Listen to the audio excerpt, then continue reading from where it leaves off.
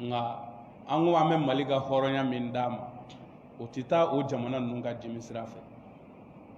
diyagoya u n'a fɔ k'u bɛ gɛrɛntɛ sigi an da la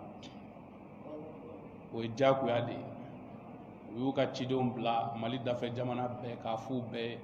k'u ka worobinɛ datugu ko yaasa an ka dɛsɛ n'an dɛsɛra an bɛ sɔn olu ta ma président fɛnɛ ma dɔwɛrɛ fɔ a ka premier ministre ma dɔwɛrɛ fɔ u ko de aw tɛ se ka malidenw tɛ se ka koja aw ye ka tɛmɛ anw kan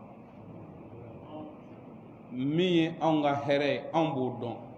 san 18 colonel Asimi Goïta a bɛ kɔrɔn fɛ a bɛ terrain kan a ma fɔ a ye dɛ a y'a ye a ɲɛ la de o de la fanga in talen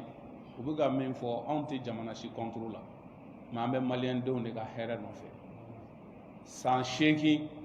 banabagatɔ kelen docteur kelen ordonnance kelen docteurso kelen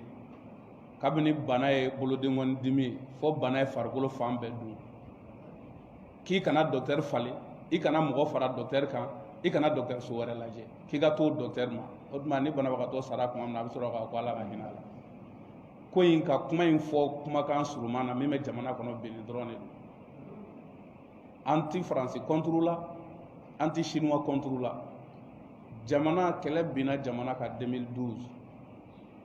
k'a ta 2012 la ka na se sisan ma MINUSMA ka kɛlɛcɛ min bɛ Mali kɔnɔ yan nɔ maa 15,000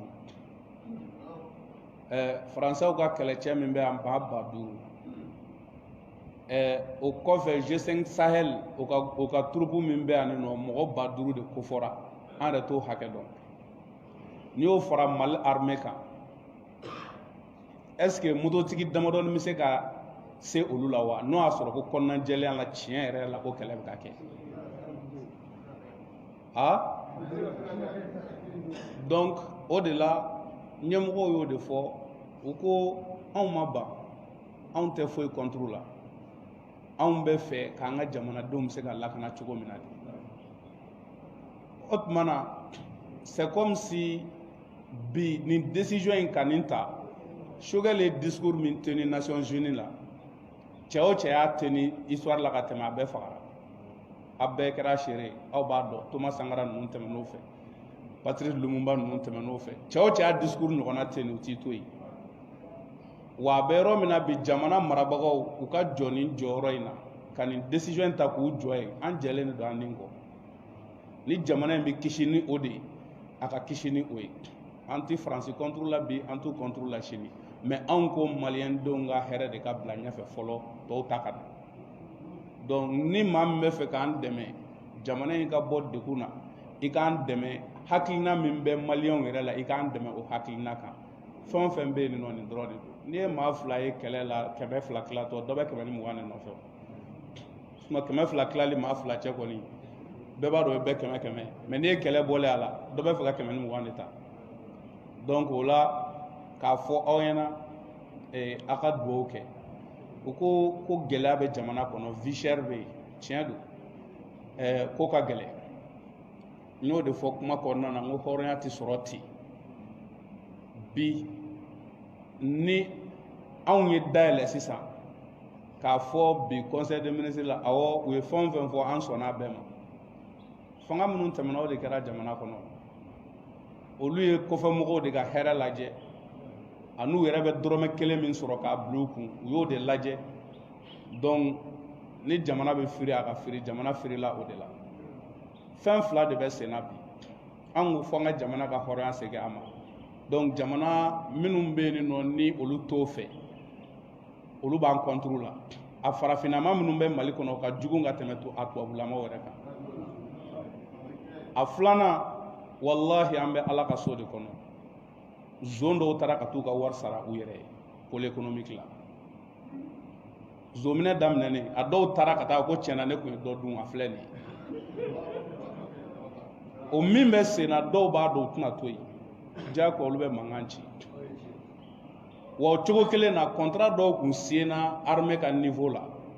depuis 2013 2014 u tun taara minɛn fitinin livrer la k'a tɔ to yen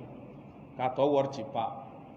nɔbɔli daminɛna a commerçant dɔw taara ka t'u yɛrɛ déclarer wallahi an bɛ ala ka so de kɔnɔ k'u bɛna tɔ livrer ko tiɲɛna k'olu tun b'a bɛɛ livrer donc tilennenya tɛ se ka kɛ dalakuma dɔrɔn ye bon an bɛ don min na i ko bi o baara minnu bɛ sen na yɛrɛ kɔnɔgɛn de bɛ sen na sinon anw y'a fɔ fanga in marali la bɛɛ ka kan la bɛɛ b'a dɔn ni fanga yɛlɛmana fangakɔrɔ mɔgɔw a caman kunnajalen o ye kaso de ye an y'a ye fanga yɛlɛma la dɔw fagara yan Thomas Sankara fagara a ka jamana la fanga yɛlɛma la yan nɔ fanga yɛlɛmana minnu tun bɛ fanga la dɔw da bɔra politique kuma la pewu fo k'u interdit u ka parti créer o delila ka kɛ yan mais nin senfɛ a yirala k'a fɔ non maa si tɛna nɔ minɛ ko i tɔgɔ ye ko karisa walima k'i tun bɛ nin gouvernement in na mais i bɛ nɔ minɛ de k'i ye min kɛ ko in ye nin dɔrɔn de maa si tɛ nɔ minɛ k'e de tun bɛ ko k'a fɔ k'i tun bɛ nin fanga la ou bien k'i tɔgɔ nin ayi n'o y'a sɔrɔ i ye min kɛ i bɛ nɔ minɛ o de la donc o la nin ko minnu bɛ sen na nin bɛɛ kelen kelenna kɛlɛbaga b'u la nka ka kuma tiɲɛ fɔ min ye o de ye bi alhamdulilayi an mago bɛ dɛmɛ na an mago bɛ dugawu la an mago bɛ hakilina ɲumanw na nin kɛnɛ ninnu dugawu jaabi kɛnɛw don an b'a ɲini ala fɛ jamana ala k'a basigi yarabi jamana ala k'a basigi k'a ɲini ala sɔnna taala fɛ jamana ɲɛma n'o ye colonel Asimi Goyita ani docteur Choguel Kokala Mayiga olu tɔgɔ la k'a ɲini aw fɛ yarabi ala k'a n'u kisi yarabi ala k'a n'u kisi nin baaraba min fana filɛ nin ni ala y'a nɔgɔya ma an sera k'a kɛ dɛmɛbaga jɛkulu b'an na ni o ye Mali ONG dɔ bɛ GRADP ani Italie ONG dɔ bɛ yen Arapachis olu y'an dɛmɛ yaasa nin baara in ka se ka kɛ kosɛbɛ an ka nin dɛmɛ in ta ka se jamakulu ma jamakulu minnu ni o y'a sɔrɔ u mago b'a la an bɛ dugawu kɛ ala k'a n'u sabati ka dugawu ɲini aw yɛrɛ fɛ vraiment an b'o dugawu ɲini aw fɛ a ka dugawu k'an ye kɛnɛya la a ka dugawu k'an ye sutura la parce que jɔyɔrɔ min b'an bolo a ma nɔgɔn dɔw b'an kɛlɛ dɔrɔn ko an ye alimami ye k'an ni ministériya man kan ko parce que an ye alimami ye parce que u ye kalan min kɛ walahi n kalannen don n'o ye n'i y'an ka parcours ta ka na ko an tɛmɛna école min fɛ ko ka bɛɛ ka note bɔ ka na mɔgɔ caman b'an dɔgɔya bi k'an ni ministériya man kan ko parce que k'an ye alimami ye n ka note ka ɲi n'u ta ye n kalannen don ni mɔgɔ min ma da la Musa Bugu k'a daminɛ 89 la 95 la taa dossier ta k'a lajɛ i bɛ taa sɔrɔ ne ma bɔ les 3 premiers kɔnɔ Musa Bugu école la k'a daminɛ 89 la ka na 95 la ka bɔ 95 ka taa 98 la 96 98 n ye n ka DEF kɛ Yirimajɔ seconde cycle la école la Mandersa tɛ dɛ école sira kan Musa Bugu école den minnu tun ye seconde cycle kɛ Yirimajɔ a san ne kelen de bɔra comme boursier ka taa lycée la ne kelen de bɔra comme boursier ka taa lycée la donc ni min fana ma da o la i bɛ taa ka taa o fana lajɛ a passage bɛ yen Yirimajɔ n ye n ka lycée kɛ lycée Ibrahim Ly la i bɛ taa lajɛ ka université kɛ Flash la Badalabugu